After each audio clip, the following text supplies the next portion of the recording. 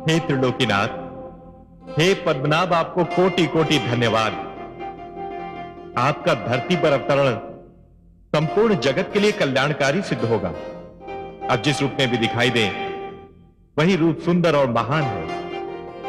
आपका ये वामन रूप भी अत्यंत मनोहर है।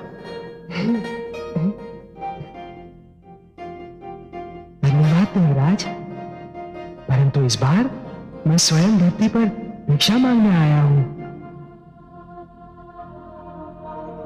भिक्षा मांगने? हाँ देवराज, भिक्षा मांगने, एक भिक्षुक बनकर।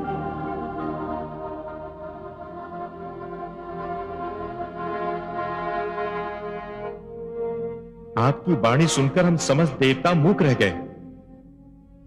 हमें आश्चर्य हो रहा है हे सर्वेश्वर। क्यों आश्चर्य क्यों हो रहा है देवराज? भिक्षा मांगना कोई भला कार्य नहीं। हे जगदीश्वर, भिक्षा मांगना तो एक निकृष्ट कर्म है, निंदनीय कार्य है, सामाजिक अपराध है। भिक्षुक तो दया का पात्र होता है। नहीं देवराज, आप जो कह रहे हैं वो अवश्य ही असत्य नहीं, पर पूर्णतया सत्य भी नहीं। मैं समझा नहीं है नीलकांत।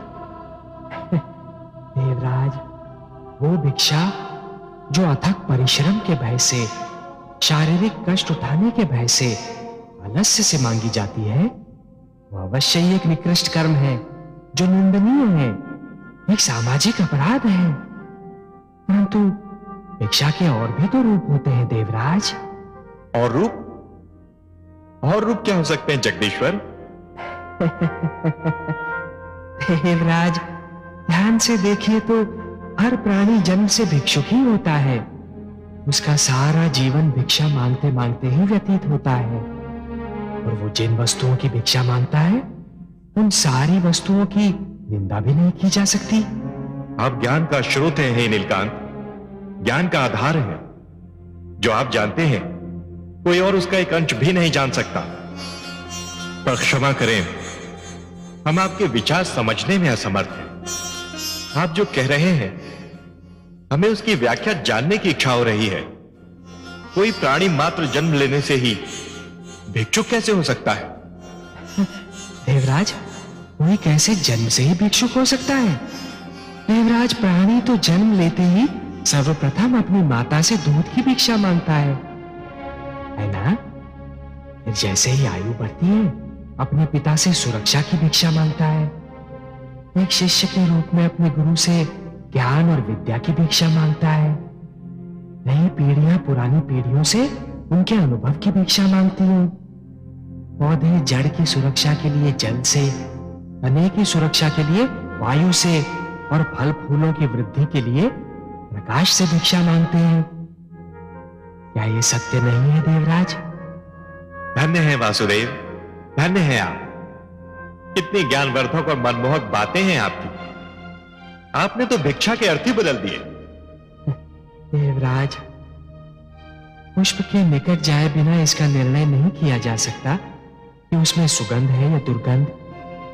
तालाब के निकट जाए बिना इसका निर्णय नहीं हो सकता कि उसका जल पीने योग्य है या नहीं।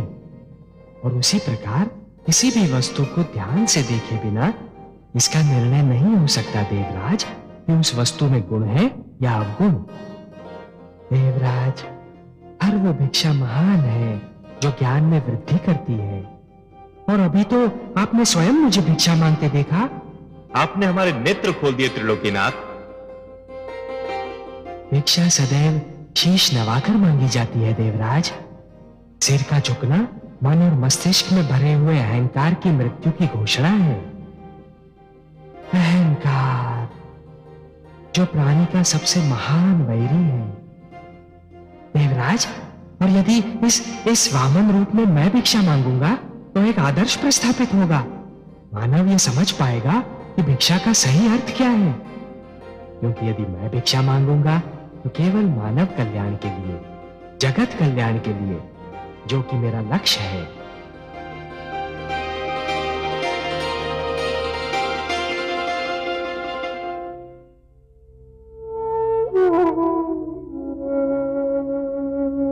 देवी,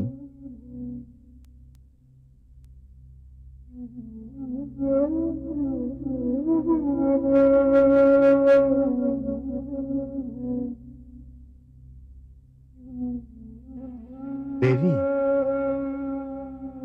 स्वामी, आप कहाँ खो गई थी आप, जो आपको मेरे आने तक का आभास नहीं हुआ?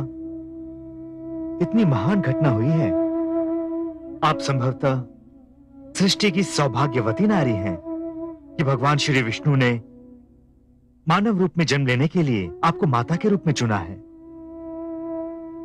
परंतु आपके मुख पर यह चिंता की छाया अच्छी नहीं लगती। क्या बात है? आप प्रसन्न नहीं हैं? ऐसा मत कहिए स्वामी, मैं बहुत प्रसन्न हूं। इतनी प्रसन्न हूं कि मेरे पांव धरती पर नहीं पड़ रहे। जिसे भगवान श्री विष्णु की मां बनने का सम्मान मिला हो, वो प्रसन्न क्यों ना होगी? किंतु क्या देवी? उनका ये वामन अवतार मेरे लिए चिंता और भय का कारण बना हुआ है। इतना छोटा आकार लेकर वो इतनी शक्तिशाली बलि का सामना कैसे करेंगे? कहीं उन्हें कोई हानि न पहुंचे। मुझे तो हर पल यही चिंता दुखी कर रही है, यही भय खाए जा रहा है। देवी, वे ईश्वर हैं। वे जो करते हैं उसके पीछे क्या कारण है, ये तो वही जानते हैं। यदि वे चाहते तो वो एक विशालकाय रूप भी धारण कर सकते थे, परंतु उन्होंने अपनी स्वेच्छा से वामन रूप का चयन किया। इसके पीछे भी कोई कारण अवश्य होगा, कोई भेद अवश्य होगा। आप चिंता ना करें, सब कुछ भगवान विष्णु पर ही छोड़ दें।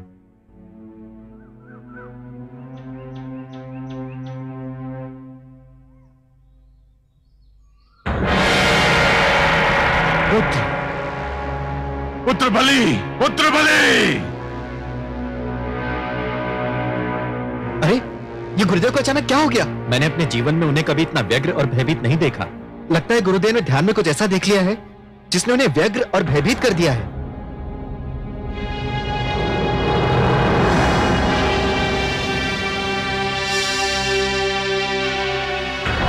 पुत्र बलि, पुत्र बलि! गुरुदेव,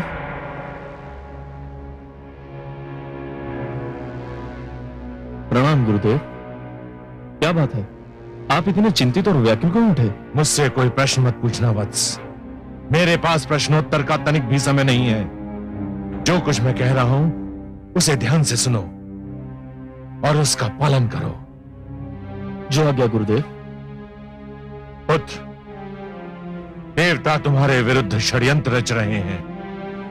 षड्यंत्र? परंतु कैसा षड्यंत्र? मैंने कहा ना, मेरे पास प्रश्नोत्तर का समय नहीं है।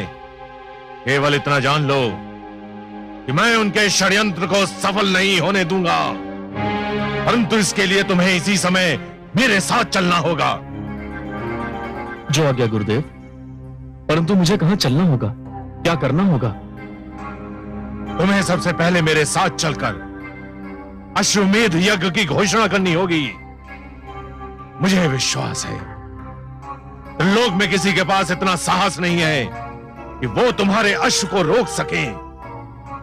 और यदि अश्वमेध यज्ञ की समस्त क्रिया संपूर्ण हो गई तो देवताओं का षड्यंत्र विफल हो जाएगा। गुरुदेव, मैं आपसे अनुरोध नहीं करता, परंतु यदि आपकी इच्छा हो तो मुझे देवताओं के षड्यंत्र का कुछ ज्ञान तो दें। सुनो वत्स, तुम्हें स्मरण होगा कि देव माता अदिति तुम्हारी दान दक्षिणा की ख्याति सुनकर तुम्हारे पास आई थी। हाँ गुरुदेव, मुझे भली भांति स्मरण है। और वो अपने पुत्रों के लिए क्षमा दान मांगने आई थी। मुझे इस बात का भी अनुमान है। पर तुमने पहले ही अपना निर्णय सुना दिया था कि तुम देवताओं को क्षमा दान देने के अतिरिक्त किसी को भी और कुछ भी दे सकते हो। तो देव माता को निराश होकर तुम्हारे दौर से लौटना पड़ा। तो फिर गुरुदेव? फिर वो विष्णु के पास गई और उन्हें उनका एक पुराना वचन स्मरण कराया, और उसी के फलस्वरूप विष्णु ने धरती पर अवतार ले लिया। यह तो बड़ी प्रसन्नता की बात है गुरुदेव। उतनी प्रसन्नता की बात भी नहीं है जितनी तुम समझ रहे हो। ये एक ऐसी बात है, इसका अनुमान केवल मुझे है। अब कोई भी प्रश्न मत पूछना। सेना को सारे विश्व में भ्रमण का आदेश दो।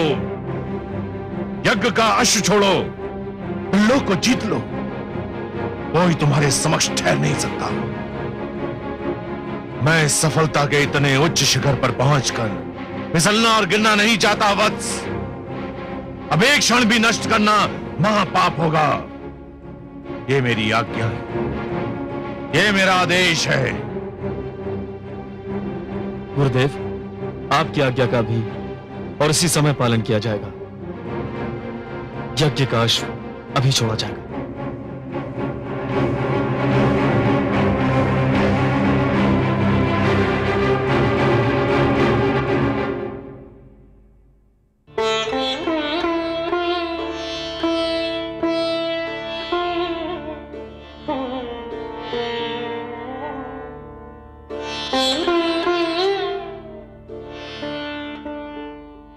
अब मुझे जाने की अनुमति दीजिए माता श्री। जाने की अनुमति? कहाँ जाने की पुत्र? मुझे अपने जन्म का कारण सिद्ध करना है। कैसे अनुमति दूं मेरे प्रिय पुत्र? अभी तो मैंने तुम्हें जी भर के निहारा भी नहीं है। तुम्हें अपने स्नेह सागर से एक बूंद भी नहीं दे सकी हूं। माता, मैं तो आपका पुत्र बन के जन्मा हूं। आपके स्नेह पर मेरा अधिकार सदैव रहेगा। परंतु सर्वप्रथम मुझे मानव कल्याण का लक्ष्य प्राप्त करना है। मुझे बलि के पास जाना है माता। बलि के पास? परंतु पुत्र, वो बहुत शक्तिशाली है, बहुत विशालकाय है। और तुम? और मैं देखने में दुर्बल और आकार में छोटा हूं, यही कहना चाहती है ना आप? हाँ पुत्र। माता, साहस का आकार शरीर के आकार पर निर्भर नहीं होता और भीतरी स्वरूप बाहरी रूप पर निर्भर नहीं होता। और फिर इस बार तो मैं अहिंसा का संदेश लेकर आया हूं ना। आपका पुत्र बनकर जन्म लेने से पहले ही मैंने ये कह दिया था माता कि मेरा लक्ष्य बलि से युद्ध करना नहीं है, उसका वध करना नहीं है। मुझे तो केवल उसके अहंकार का नाश करना है। मुझे बलि को यह जताना है माता कि मैं सब कुछ सहन कर सकता हूं, परंतु मानव पर अत्याचार और मानव हत्या कदापि सहन नहीं कर सकता। मुझे उसे यह बताना है कि विश्व विजेता होकर भी कोई भी ईश्वर से बड़ा नहीं हो जाता। उसे यह समझाना है माता कि दानी होने का अर्थ यह नहीं है कि कोई महानतम हो गया, ईश्वर से भी बड़ा हो गया। क्योंकि ईश्वर जो दान दक्षिणा की सामग्री देता है, भंडार देता है, वही सबसे महान होता है। हे माता, उसे मुझे यह भी समझाना है कि ईश्वर धनवानों का चुनाव केवल इसलिए करता है कि वो धन निर्धनों तक पहुंच जाए। और ये सब कुछ बताने के लिए मेरा बलि के पास जाना अनिवार्य है माता। मुझे अनुमति दीजिए।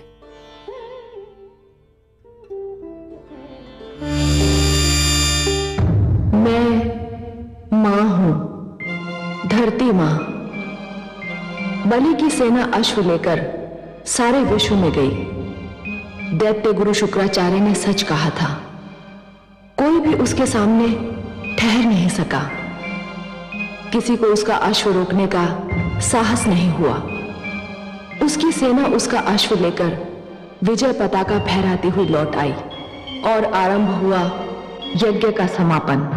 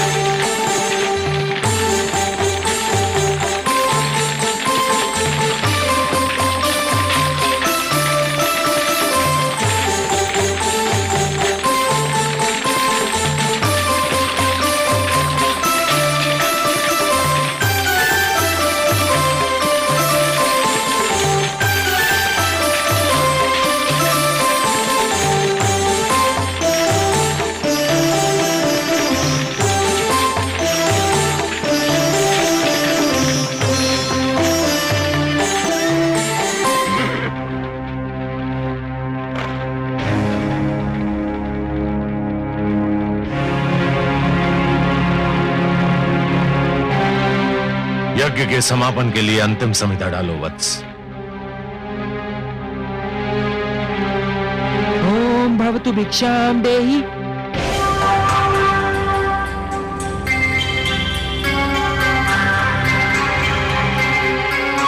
कहां जा रहे हो वत्स?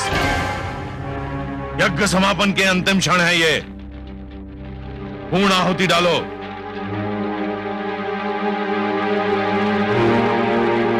ओम भवतु भिक्षाम देहि।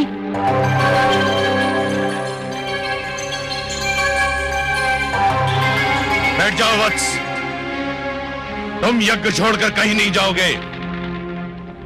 भिक्षाम देहि राजन।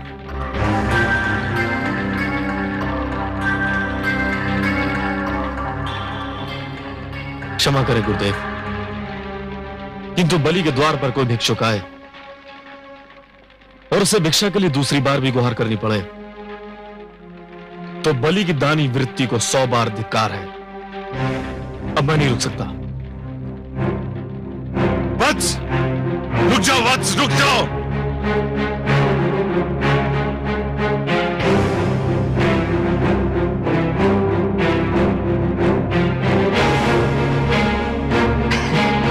प्रणाम राजन। प्रणाम ब्राह्मणदेव।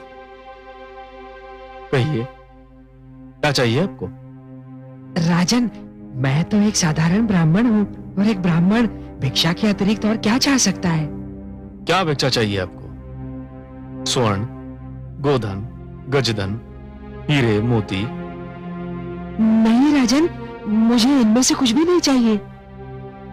ब्राह्मणदेव, तो फिर जो भी आवश्यकता हो आपकी मेरे सामने व्यक्त कीजिए। यदि मेरे वश में हुआ तो मैं उसे पूरा करने में तनिक भी संकोच नहीं करूंगा।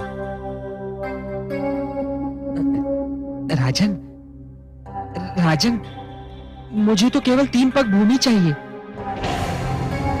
3 पग भूमि?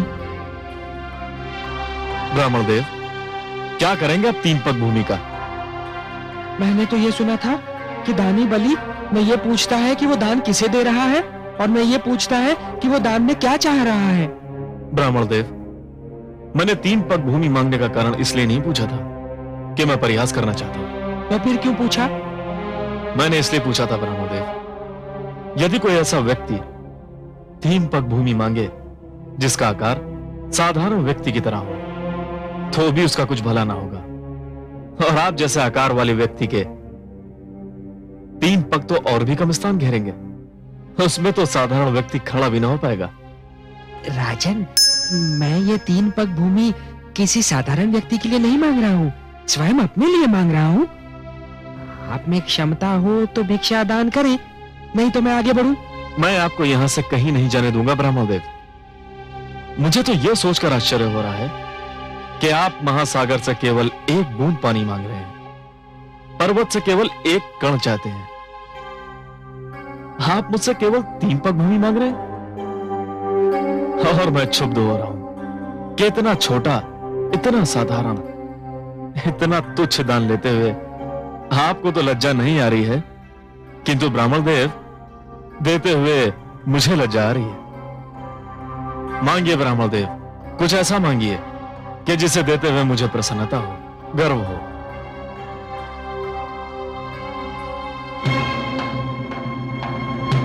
राजन, मुझे तो केवल 3 पग भूमि चाहिए।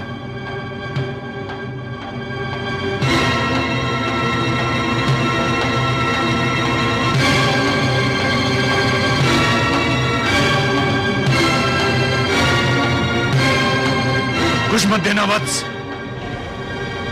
इस ब्राह्मण को कुछ मत देना, इसे कुछ मत देना वत्स, इस ब्राह्मण को कुछ मत देना।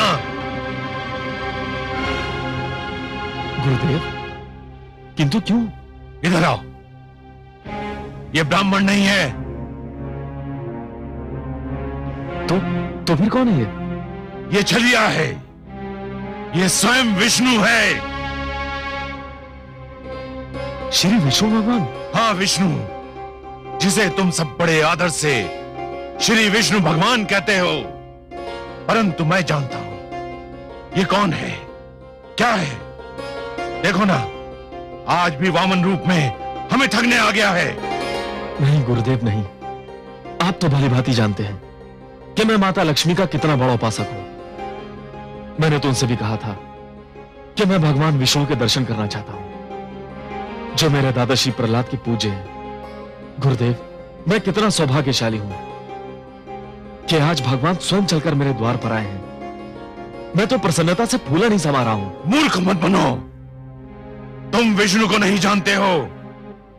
यह तुम्हें दर्शन देने नहीं, दंड देने आया है।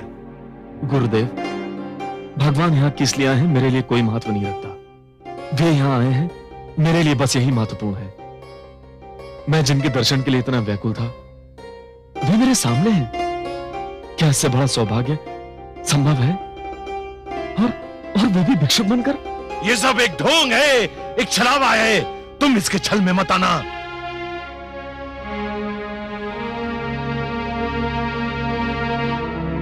महाराज के विचार में यदि कोई परिवर्तन हुआ हो तो ये ब्राह्मण भिक्षा लिए बिना भी जा सकता है राजन। नहीं भगवान नहीं। तो फिर मेरी 3 पग भूमि मैंने दे दी भगवान, मैंने दे दी। यूं नहीं महाराज, संकल्प लेना होगा। अवश्य।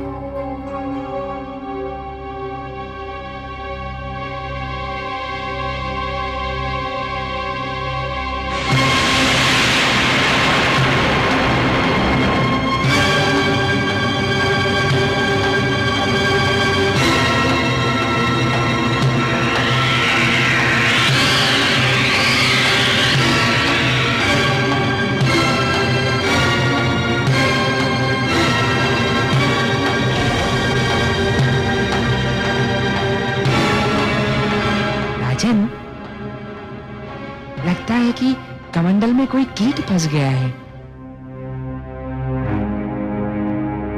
एक क्षण, मेरा छाता।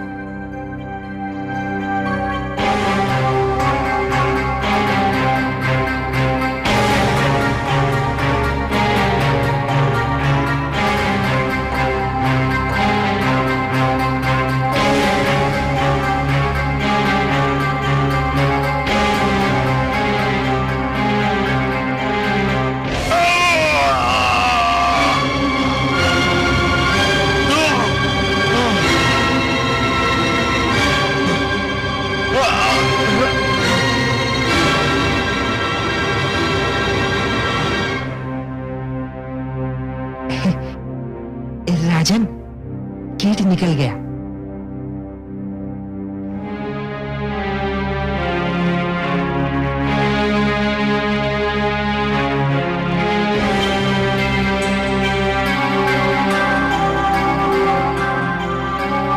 हे ब्राह्मण देव, लीजिए, मैंने संकल्प ले लिया। मेरे अहोभाग्य के संसार को सब कुछ बांटने वाला आज मुझसे केवल 3 पग भूमि की याचना कर रहा है। ब्राह्मण देव, नाप लीजिए 3 पग भूमि। मेरा दान स्वीकार करके मुझे धन्य कर दीजिए। तो लो वत्स, मैं 3 पग नापता हूं।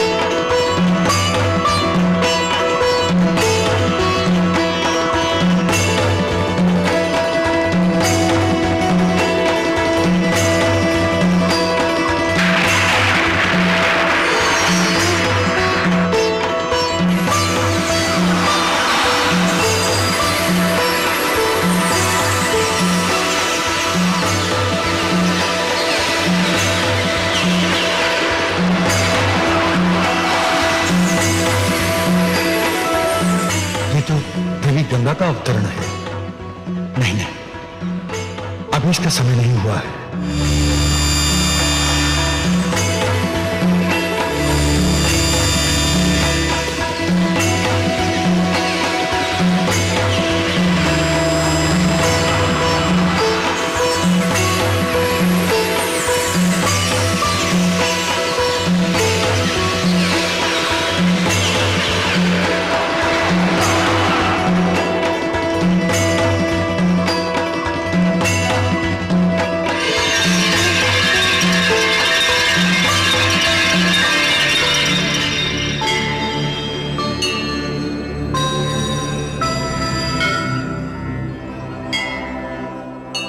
हे आदि प्रजापति, मुझे अपने कमंडल से मुक्त करने की कृपा कीजिए।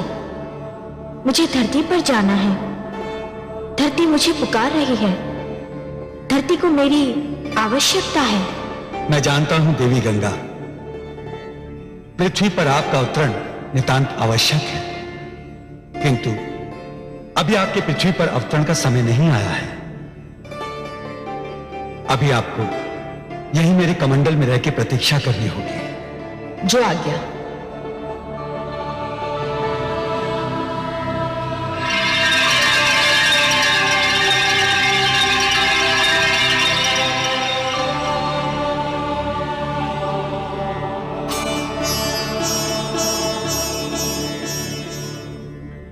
हे बलि, मैंने पहला पग उठाकर समस्त धरती और पाताल को नाप लिया है। अब मैं दूसरा पग उठाने जा रहा हूं।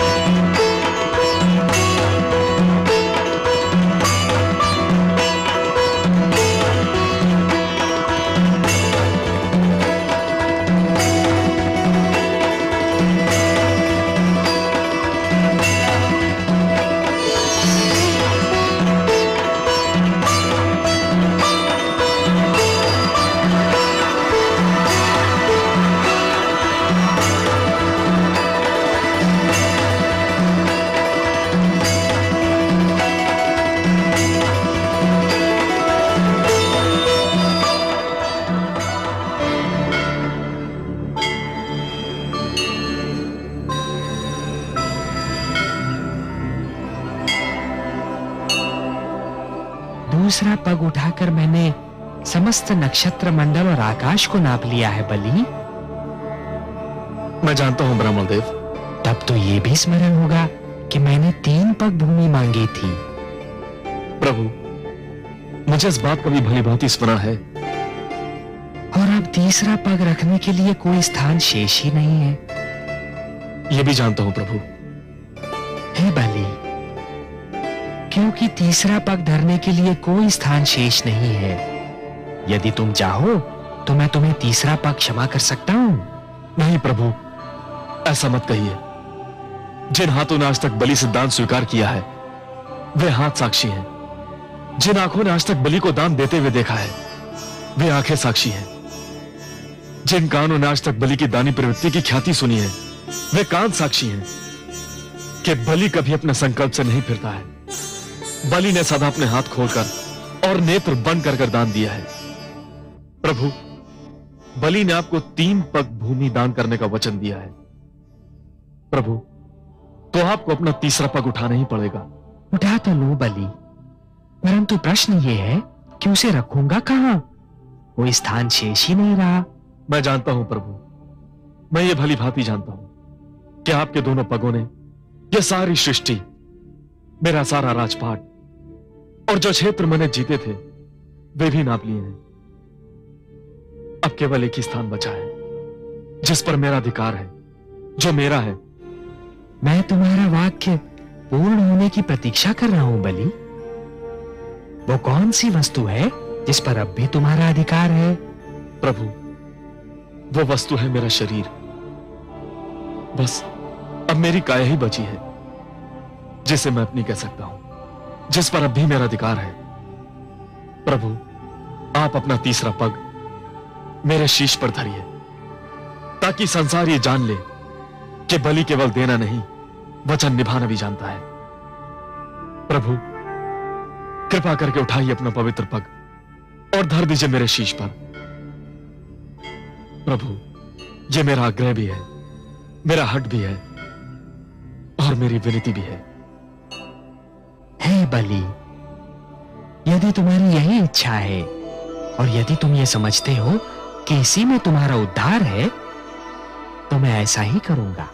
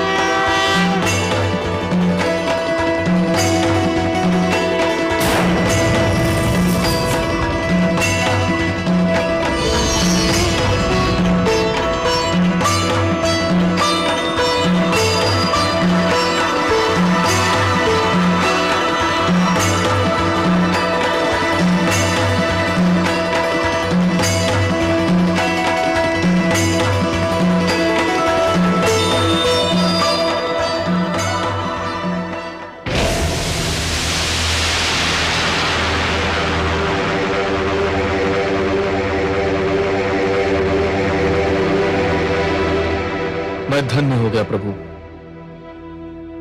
मैंने अपना वचन निभा दिया। हाँ बलि, तुमने अपना वचन निभाया तो सही, पर जानते हो कि यह सब मैंने क्यों किया?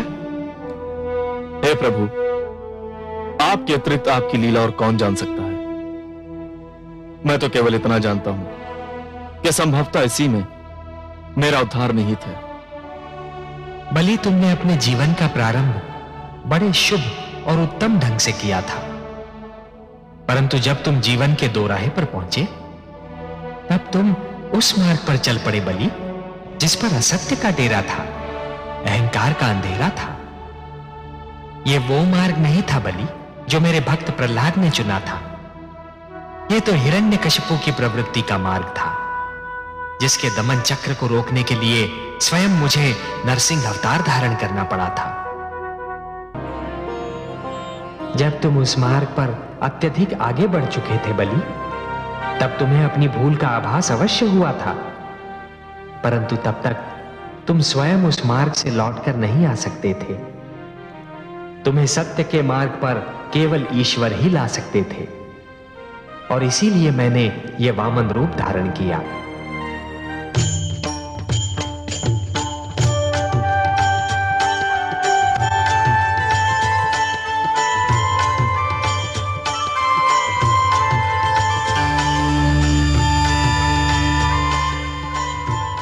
प्रणाम माता, आपकी जय हो। आयुष्मान भव वत्स। सर्वेश्वर तुम्हें बता देना चाहते थे कि जिस प्रकार दीपक ये जान लेता है कि सूर्य प्रकाश में उसके अस्तित्व का कोई महत्व नहीं और वो बुझ जाता है, उसी प्रकार प्राणी को भी ये जान लेना चाहिए कि ईश्वर की शक्ति के समक्ष उसका कोई महत्व नहीं और उसे उसके आगे सिर झुका देना चाहिए। अब यह लक्ष्य पूरा हो चुका है, तुम्हें सत्य का ज्ञान हो चुका है। मेरा सिर झुक चुका है माते, और इसीलिए हम दोनों तुमसे अत्यंत प्रसन्न हैं। हे बलि, तुमने दान दीक्षा का एक ऐसा उदाहरण दे दिया है जो समस्त संसार के रहते भुलाया नहीं जा सकता। वत्स, तुमने अपनी प्रजा को न्याय दिया, परिवार को स्नेह दिया, बस एक भूल की तुमने, अपने क्रोध में अपनी सीमा भूल गए। बलि, जीवन का महानतम लक्ष्य सीमाओं का निर्धारण ही तो है। मैं तुमसे अपार स्नेह करती हूं। मैंने अपनी कृपा से तुम्हारे लिए भंडार का मुख खोल रखा था, क्योंकि तुम धन का सदुपयोग कर रहे थे। अब मेरा लक्ष्य पूर्ण हो चुका है। और मैं तुम्हें क्षमा भी कर चुका हूं। अब मुझे क्षीर सागर लौटना है, परंतु जाने से पहले मैं तुम्हें तुम्हारा राज्य लौटा रहा हूं वत्स। यदि इसके अतिरिक्त भी तुम्हारी कोई और इच्छा हो तो व्यक्त करो, उसकी पूर्ति करने में मुझे आनंद ही होगा। केवल एक ही इच्छा है प्रभु, मैं नित्यदिन आप दोनों के दर्शन करना चाहता हूं। भोर भय जब मेरे नेत्र खुलें तो मैं आप दोनों को अपने समक्ष देखना चाहता हूं। तथास्तु। मैं तुम्हें वचन देता हूं वत्स कि जब तक तुम जीवित रहोगे नित्य प्रातः मुझे अपने द्वार पर उसी तरह उपस्थित पाओगे जिस प्रकार तुम्हारे द्वारपाल रहते हैं। मैं तो सदैव तुम्हारे साथ हूं। तुम मेरे लाडले हो, सदैव मेरा आशीर्वाद तुम्हें प्राप्त रहेगा। जगदीश्वर आपकी जय हो। हे माता आपकी जय हो।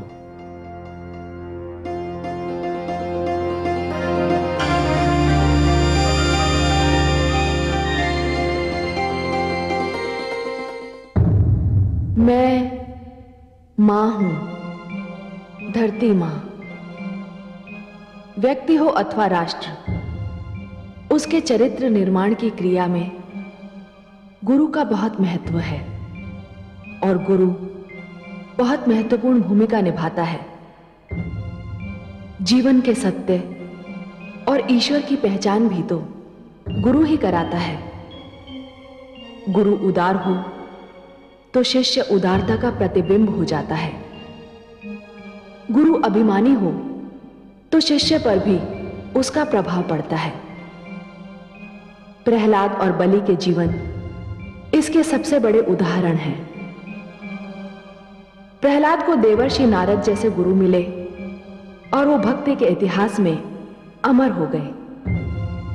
बलि को शुक्राचार्य जैसा गुरु मिला और फिर उसने अभिमान की धारा में बहकर जो कुछ किया उसके निवारण के लिए भगवान श्री विष्णु को वामन अवतार लेना पड़ा।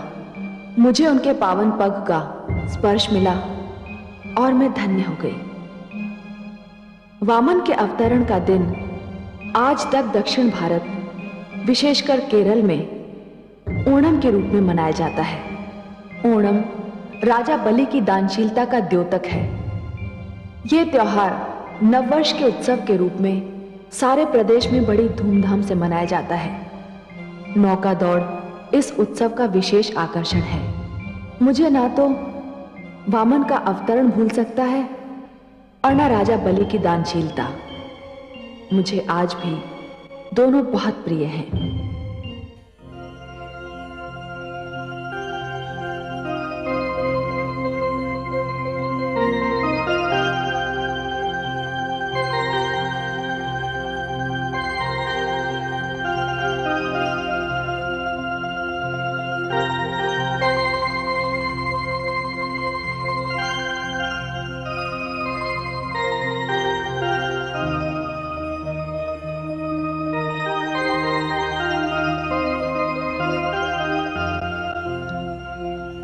हे कमल नयन, मैं बहुत देर से दूर खड़ी आपको निहार रही थी।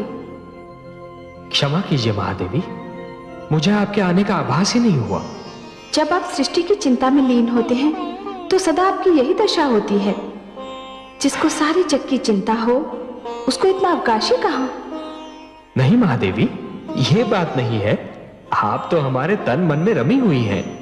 बल्कि मैं तो ये कहूंगा कि जब भी मैं स्वयं को देखता हूं तो मुझे अपने भीतर भी आप ही की झलक दिखाई पड़ती है। परंतु हे कमल नयन, जिसके मुस्कुराते मुख की कल्पना मात्र से मन में कमल खिल उठते हो, उस मुख पर चिंता की छाया हो तो सारी सृष्टि अंधकार में डूबी लगने लगती है। आपने वामन रूप लेकर बलि के अहंकार को समाप्त कर दिया था। आपने उस संधि को फिर से प्रस्थापित कर दिखाया जिसके अंतर्गत सदा के लिए देवलोक पर देवताओं का, असुर लोक पर असुरों का और मानव लोक पर मानवों का आधिपत्य बना रहेगा। तो फिर हे क्षीर सागर वासी, आप किस चिंता में डूबे हैं?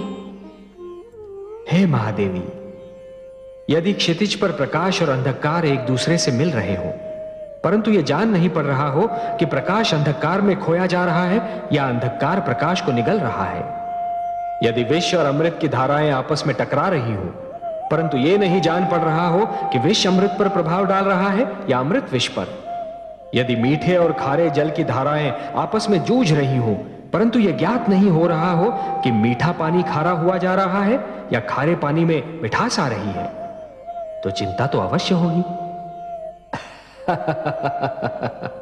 कहने का तात्पर्य यह है महादेवी कि इस समस्त घटना चक्र में एक ऐसी घटना घटी है जो नहीं होनी चाहिए थी, बल्कि मैं तो यह कहूंगा कि यह घटना ऐसी घटना है जिसका परिणाम बहुत समय उपरांत ही ज्ञात होगा। मैं समझी नहीं पद्मनाभ। महादेवी, असुर और मानव आक्रमणकारी और आक्रमण के लक्ष्य के रूप में ही सही, पर एक दूसरे के संपर्क में आ गए हैं। तो क्या हुआ कमल नयन? तो क्या हुआ महादेवी? यदि इस संपर्क के कारण असुरों में मानवों के गुण आ जाएं, तब तो अति सुंदर होगा, परंतु कहीं यदि मानव में असुरों के अवगुणों का समावेश हो गया तो यह एक बहुत बड़ी दुर्घटना होगी। मानव के मस्तिष्क में अहंकार भर जाएगा और वो स्वयं को ईश्वर मानने लगेगा। पर ऐसा क्यों होगा? मैंने कब कहा कि ऐसा होगा? महादेवी, क्या होगा ये तो विधाता ही जाने, पर ऐसा हो सकता है इतना तो मैं अवश्य सोच सकता हूं। और महादेवी, मेरी इस सोच का एक कारण भी है, और वो कारण यह है कि मानव जितना सुंदर है उतना ही उतावला, वो जितना बलवान है उतना ही दुर्बल, और उसका हृदय जितना विशाल है उतना ही वो लोभी भी है। और मेरी चिंता यह है महादेवी कि कहीं उसका उतावलापन, उसकी दुर्बलता और उसका लोभ उस पर विजय न पाले, जिससे उसकी अवनति हो जाए। और मानव की अधोगति का विचार मात्र ही मुझे व्याकुल कर देता है महादेवी। मैं मां हूं, धरती मां। मैं तुमको जिस युग की कथा सुना रही हूं वो बहुत अद्भुत युग था। शिक्षा, ज्ञान और विद्या की दृष्टि से वो महान युग था। धरती पर सरस्वती की कृपा की शीतल छांव बिखरी हुई थी। वशिष्ठ, अंगिरा और जमदग्नि जैसे महान ऋषि दोनों हाथों से विद्या का धन लुटा रहे थे। मानव लोक में उनके यश की धूम मची हुई थी। उनके आश्रम ज्ञान विज्ञान के मंदिर थे। नित दिन नए वैज्ञानिक आविष्कार हो रहे थे। विद्यार्थियों और शिक्षार्थियों की भीड़ इन आश्रमों की ओर यूं खिंच रही थी जैसे पुजारी तीर्थ स्थानों की ओर खींचते हैं। इन आश्रमों के द्वार सबके लिए खुले थे। ऋषियों की लोकप्रियता अपने शिखर पर पहुंच चुकी थी। उनकी धर्म संसद राजाओं का पथ प्रदर्शन करती थी। उनके आचरण पर कड़ी दृष्टि भी रखती थी। परंतु जैसा कि अक्सर देखा गया है, मनुष्य बहुत जल्दी प्रतिबंधों से घबरा जाता है। धर्म संसद की कड़ी दृष्टि कुछ राजाओं को अखरने लगी। वे ऋषियों को अपना प्रतिद्वंदी समझने लगे। धर्म संसद के रूप में ऋषियों की शक्ति से उन्हें भय लगने लगा। वे घुटन महसूस करने लगे और ऋषियों की शक्ति को ललकारने के लिए उतावले हो उठे। ऐसे राजाओं की अगुवाई कर रहा था महेशमती नरेश राजा सहस्रार्जुन। राजपुरोहित, आप हमारी दी हुई सुविधाओं का अनुचित लाभ उठा रहे हैं। हमें अखेट पर जाने से रोकने का आपको साहस कैसे हुआ? क्षमा करें महाराज, किंतु मैंने जो कुछ भी कहा आपके और समस्त राज्य के हित में कहा। ग्रहों की दशा इस बात की अनुमति नहीं देती कि कल आप आखेट पर जाएं। ग्रह दशा कहती है कि यदि आप आखेट पर गए तो कुछ भी अशुभ घट सकता है। मैं अच्छी तरह जानता हूं, यह ग्रह दशा, यह भविष्यवाणियां, यह लगन और यह समय का निर्धारण हम जैसे राजाओं पर अंकुश लगाने के बहाने हैं। इस ढंग से आप हमारी स्वतंत्रता को अपने वश में करने की चेष्टा करते हैं। ये सारे आडंबर आप जैसे विद्वान इसलिए रचते हैं कि हम जैसे राजा आपके अधीन रहे। मैं आखेट पर जाऊंगा और मेरे इस निर्णय को कोई नहीं बदल सकता।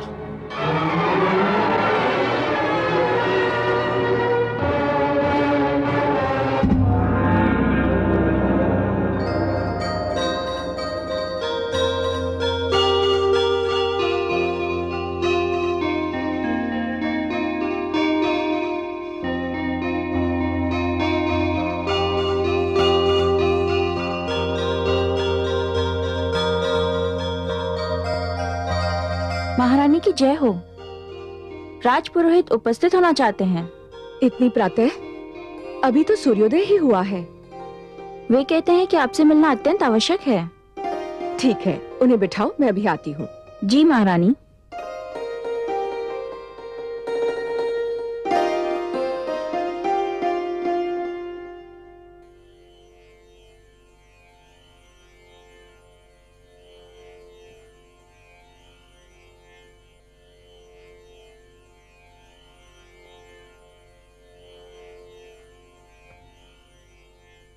आप स्थान ग्रहण कीजिए।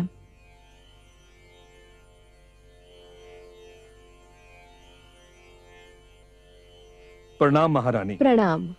इतने सवेरे कष्ट देने के लिए क्षमा चाहता हूँ महारानी। दासी कह रही थी कि कोई अत्यंत आवश्यक कार्य है आपको। हाँ महारानी। तो फिर कहिए। महाराज सहस्त्र अर्जुन आज आखेट पर जा रहे हैं। ये तो कोई नई बात नहीं है राजपुरोहित जी, और ना ही मैं इसे इतनी आवश्यक सूचना समझती हूँ जिसके लिए सूर्योदय होते ही किसी को कष्ट दिया जाए। कष्ट देने के लिए एक बार फिर क्षमा चाहता हूँ महारानी, किंतु अति आवश्यक कार्य यह बताना था कि महाराज का आज आखेट पर जाना उचित नहीं। क्यों? क्योंकि ग्रहों की दशा उत्तम नहीं है। ये बात आपने महाराज सहस्रार्जुन को नहीं बताई? बताई थी, किंतु क्या? किंतु उन्होंने मेरी बात सुनी अनसुनी कर दी। मैं तो उन्हें रोकने में असमर्थ रहा, किंतु जनहित ने मुझे विवश कर दिया कि भोर होते ही मैं आपको कष्ट दूं और आपसे निवेदन करूं कि आप उन्हें आखेट पर जाने से रोकें। यदि वो आज आखेट पर चले गए तो कुछ न कुछ अनर्थ होकर रहेगा।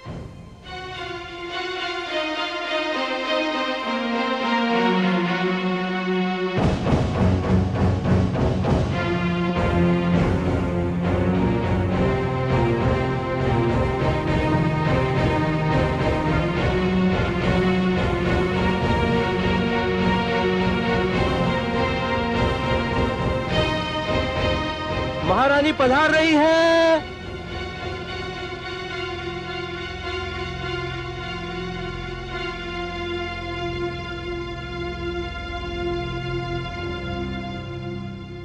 आपने यहां आने का कष्ट क्यों किया महारानी?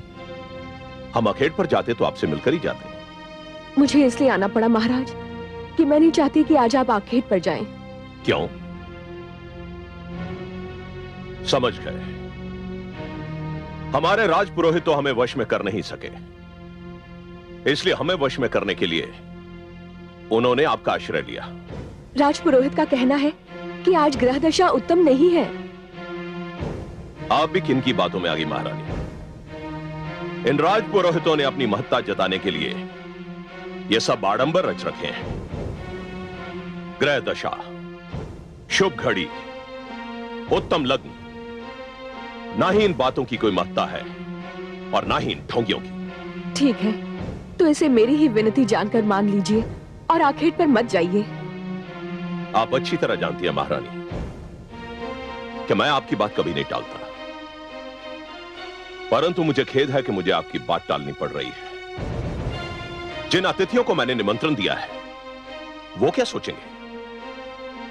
और अब तो मुझे यह सिद्ध करने के लिए जाना होगा कि यह केवल ढोंग है। राजपुरोहित जैसे व्यक्तियों की बातों में ना कोई तर्क है और ना ही कुछ सत्य है।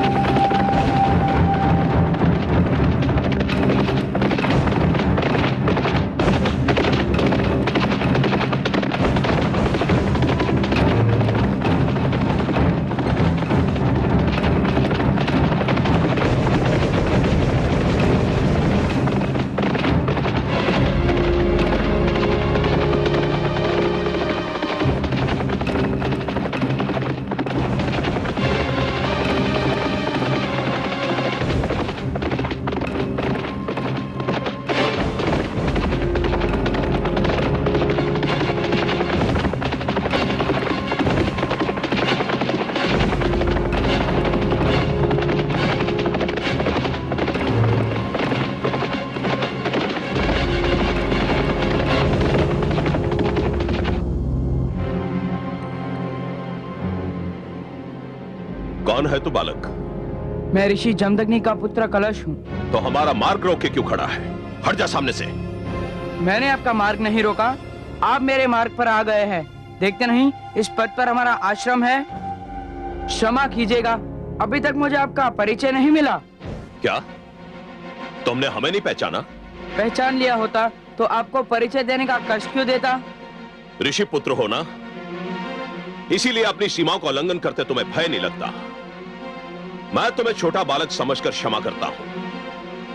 हम महेशमती नरेश महाराज सहस्त्रार्जुन हैं। प्रणाम महाराज, बड़ी प्रसन्नता हुई आपके दर्शन करके और आपका नाम जानकर। सुना है तुम्हारे पिता के आश्रम में बड़े सुंदर मृग समूह हैं। आपने ठीक सुना है महाराज। हम उनके आखेट के लिए यहाँ आए हैं। आप यहीं ठहरिए, मैं पिताश्री से पूछ कर आता हूँ क्या बंदर आ सकते हैं या नहीं। रुक जाओ पुत्र।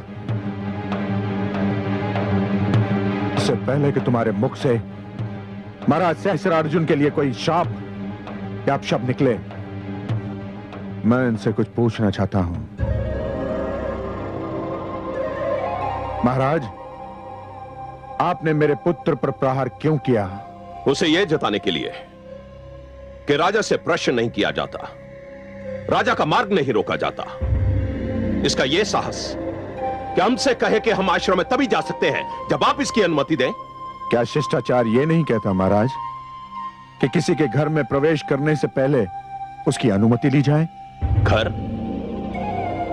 जिस धरती पर यह घर बना है वो धरती हमारी है, यह पूरी धरती हमारी है। इसलिए इस धरती पर जो भी वस्तु बनी है वो हमारी है।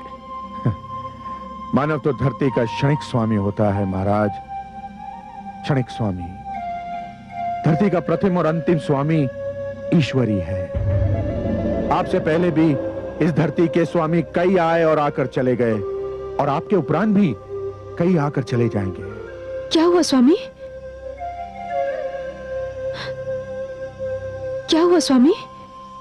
अपने पुत्र को देखो। पुत्र? पुत्र तुम्हें घायल किसने किया? महाराज सहस्त्रार्जुन, मेरी प्रार्थना है कि आप यहां से लौट जाएं। और यदि मैं आपकी विनती अस्वीकार कर दूं तो फिर जो कुछ भी होगा उसका उत्तरदायित्व मुझ पर नहीं होगा। देखिए ऋषिवर, मैं यहां आखेट करने आया हूं और आखेट करके ही जाऊंगा। आप में इतना साहस, इतना बल नहीं कि आप मेरा मार्ग रोक सके। अन्याय को रोकने के लिए शारीरिक बल और शक्ति की आवश्यकता नहीं होती महाराज, उसे नैतिक शक्ति से भी रोका जा सकता है, और मैं इसी साधन से आपका मार्ग भी रोक लूंगा। शिष्यों, धरती पर लेट जाओ।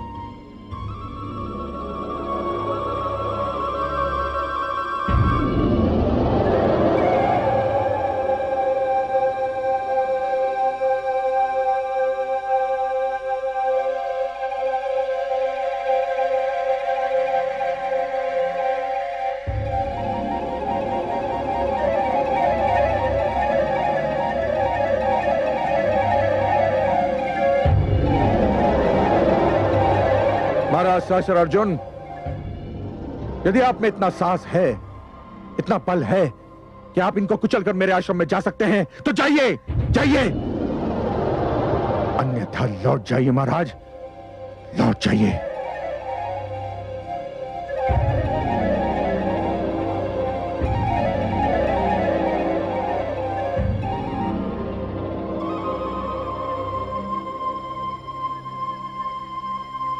चलो।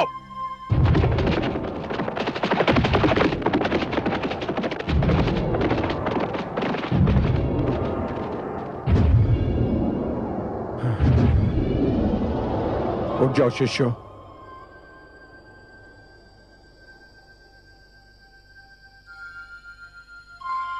आओ पुत्र।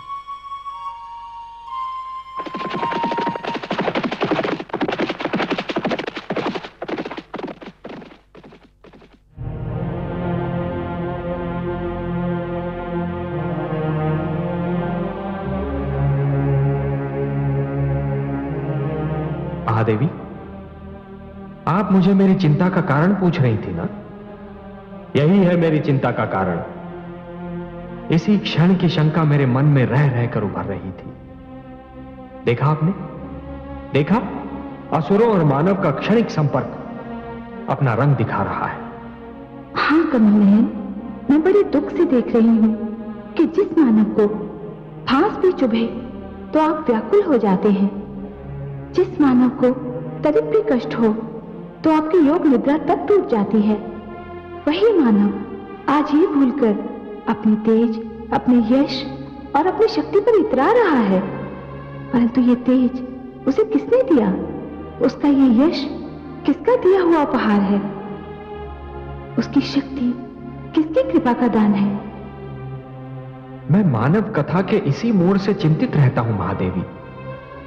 मानव जब इतना दुर्बल हो जाता है कि हर दुर्बलता उस पर विजय प्राप्त कर लेती है, तो वो अहंकार का आधिपत्य स्वीकार कर लेता है।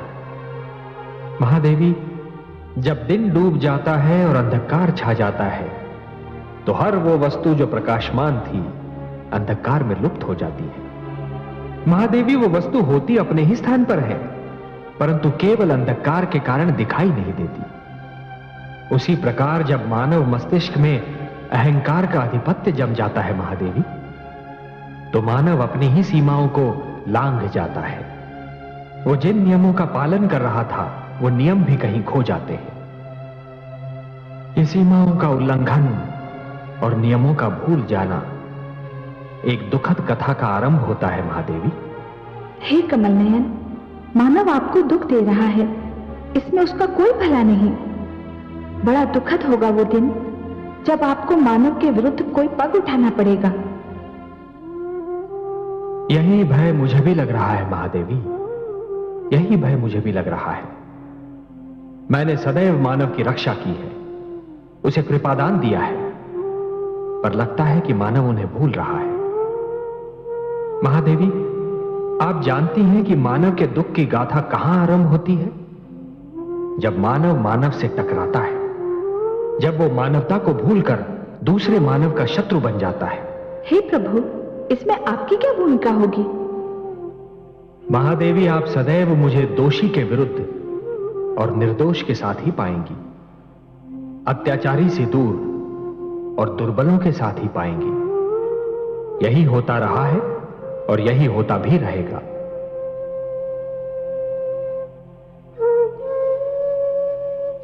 ऋषिवर, अब आपको कुछ भी कहने की आवश्यकता नहीं है।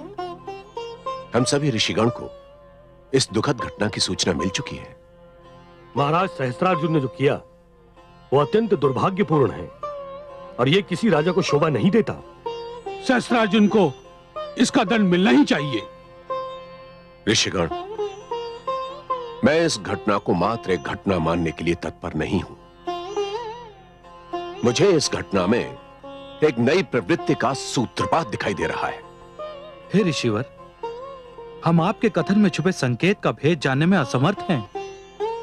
कृपया हमें स्पष्ट करें कि यह किस प्रवृत्ति का सूत्रपात है। मैं बहुत समय से देख रहा हूं कि कुछ राजा और सम्राटगण हम ऋषियों के अस्तित्व को अपने लिए एक चुनौती मानने लगे हैं। वे हमारे परामर्श को हस्तक्षेप, हमारे उपदेश को अपने ऊपर अंकुश और हमारे द्वारा दिए गए मार्गदर्शन को अपनी स्वतंत्रता का हनन समझने लगे हैं। उन्हें यह भ्रम हो गया है कि आश्रम राज शक्ति के समानांतर एक शक्ति बनती जा रही है। वे मानने लगे हैं कि आश्रम राजनीति का केंद्र बन गए हैं। महाराज सहस्रार्जुन द्वारा ऋषि जमदग्नि के पुत्र कलश पर यह निर्मम प्रहार इस बात का संकेत है कि राजागण आश्रम संस्था पर प्रहार करने के लिए उतावले हो रहे हैं। परंतु हमने तो राजशक्ति को कभी चुनौती दी ही नहीं ऋषिवर। समस्त संसार जानता है कि हमारे आश्रम शिक्षा और विज्ञान के केंद्र हैं, राजनीति के केंद्र नहीं। हमारे आश्रम ने संसार को विद्वान और वैज्ञानिक दिए हैं, राजनीतिज्ञ नहीं। ऐसा संसार जानता है, ऐसा हम समझते हैं, किंतु राजाओं को यही भ्रम है कि हम उन्हें ललकार रहे हैं। तो क्या इसका अर्थ यह हुआ ऋषिवर कि हम महाराज सहस्त्रार्जुन के अत्याचार को यूं ही चुपचाप सहन कर लें, पी लें? कदापि नहीं। आपके पुत्र पर प्रहार समस्त धर्म संसद के आदर और सम्मान पर प्रहार के समान है। आपका कथन उचित है।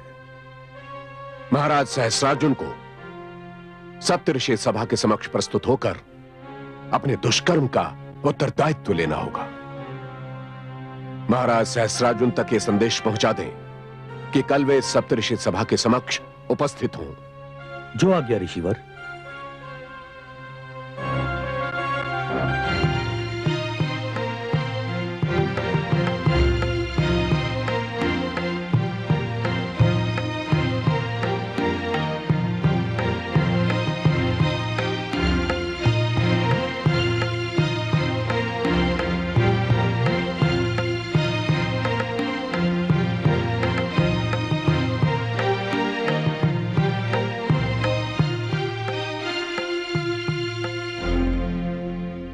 आप तो अकारणीय भयभीत हो रहे थे राजपुरोहित जी।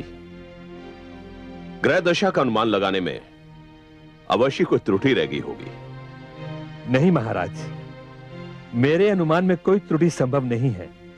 हमें तो कुछ भी नहीं हुआ राजपुरोहित जी। जिस प्रकार सुकुशल हम अखेट पर गए थे, उसी प्रकार सुकुशल हम अखेट से लौट भी आए हैं। क्षमा करें महाराज, किंतु दुर्घटनाएं अपने आने की सूचना नहीं देती। जब वो अचानक सामने आ जाती हैं, तभी उनके अस्तित्व का ज्ञान होता है। यह जानना बहुत कठिन है महाराज कि विदा होने वाले पल के स्थान पर जो नया पल आएगा, वो जीवन में क्या संदेश लेकर आएगा। मैंने जो कुछ भी कहा था, उसका स्रोत एक विज्ञान है, इसलिए उसका परिहास करना उचित नहीं है महाराज।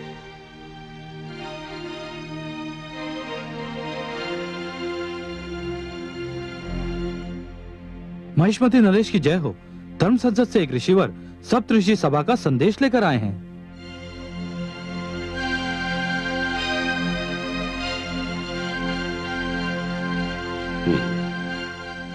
संदेशवाहक को आदर सहित उपस्थित किया जाए। जो आज्ञा महाराज।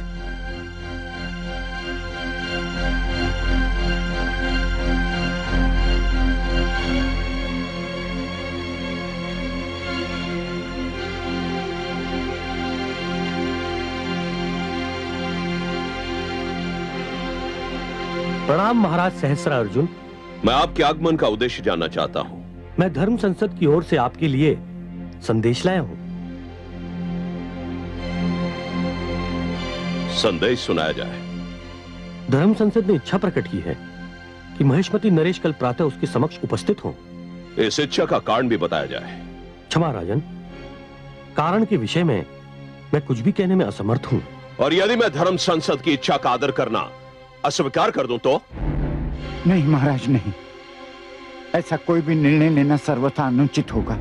यदि सप्तर्षियों ने इच्छा व्यक्त की है तो हमें ऋषियों की इच्छा से आदेश की दुर्गंध आ रही है, और हम नहीं चाहते कि ऋषि हमें आदेश दें। इसलिए जाकर कह दो ऋषियों से कि हमें उनका निमंत्रण स्वीकार नहीं है। जैसी महाराज की इच्छा, परंतु मेरा एक परामर्श है कि इस प्रकार का कोई निर्णय करने से पहले आप अपने महामंत्री व अन्य सामंतों से विचार विमर्श अवश्य कर लें। प्रणाम। ठहरिए ऋषिवर, ठहरिए। महाराज, धर्म संसद का तिरस्कार बुद्धिमता न होगी। धर्म संसद के निमंत्रण पर न जाना रोष का कारण बन जाएगा। आप कहना क्या चाहते हैं? प्रजा धर्म संसद का बहुत आदर करती है। यदि धर्म संसद का अपमान हुआ तो प्रजा विद्रोह भी कर सकती है। आप जाइए ऋषिवर, महाराज धर्म संसद के समक्ष अवश्य प्रस्तुत होंगे। प्रणाम। आपने ये अधिकार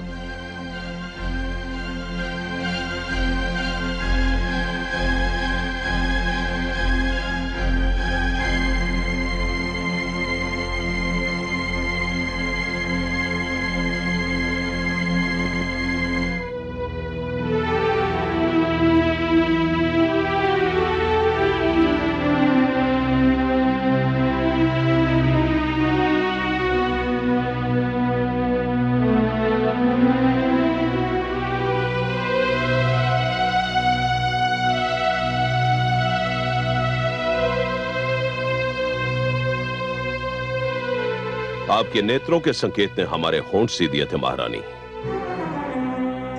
इसलिए हम कुछ कह नहीं सके।